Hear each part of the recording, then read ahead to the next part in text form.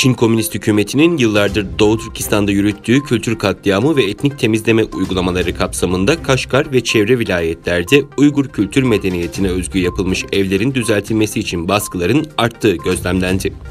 2017'den beri Doğu Türkistanlıları keyfi tutuklayan Çin Komünist Hükümeti bölgedeki Uygur, Kazak ve Kırgız Türklerini toplama kamplarında tutarken dışarıdan gelen Çinlilere yüksek imtiyazlar tanıyor ve kalıcı olmalarını istiyor.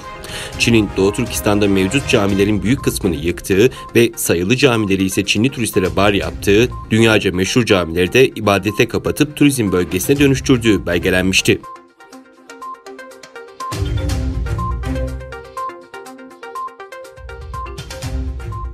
Kur'an-ı Kerim'in nazil olduğu gece olan mübarek Kadir Gecesi bütün İslam alemi için çok büyük bir öneme haiz bir gecedir.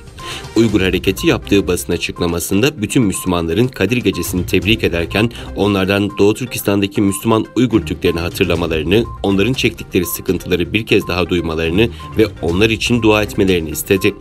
Açıklamada bugün Çin Komünist Partisi Doğu Türkistan'da İslam dinine inanmayı ve onun gereklerini yerine getirmeyi insan haklarına aykırı bir şekilde aşırılık olarak nitelemektedir. Bütün dünyada Müslümanlar Ramazan ayını idrak ederken Doğu Türkistan'da Uygurlar yıllardan beri oruç tutamamaktadır ifadeleri kullanıldı.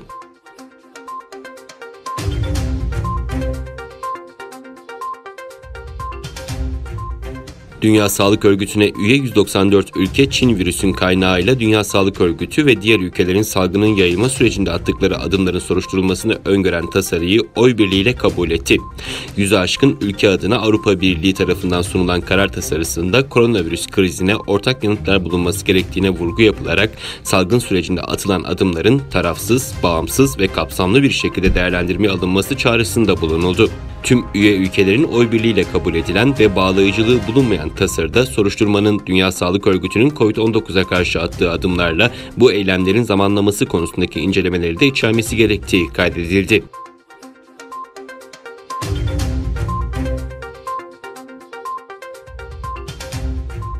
ABD Başkanı Trump, Dünya Sağlık Örgütü'nün 30 gün içinde çalışmalarını iyileştirme taahhütünde bulunmaması halinde ülkesinin örgütten ayrılacağını ve maddi desteğini keseceğini ifade etti. Trump, Twitter hesabından da paylaştığı mektubunda Dünya Sağlık Örgütü Genel Direktörü Tedros Adhanom'a hitaben sizin ve örgütünüzün salgına verdiğiniz reaksiyonda süregelen hataların dünyaya pahalıya mal olduğu açıktır. Ben Amerikan vergi mükelleflerinin parasının şu an olduğu gibi net bir biçimde Amerika'nın çıkarları doğrultusunda hizmet vermeyen bir kurumu finanse etmesine izin vermem ifadesini kullandı. Başkan Donald Trump ayrıca Dünya Sağlık Örgütü'nü koronavirüs salgınının ortaya çıktığı Çin'e yakın olmakla itham ederken örgütün beceriksiz olduğunu ve gerçekleri sakladığını iddia etti.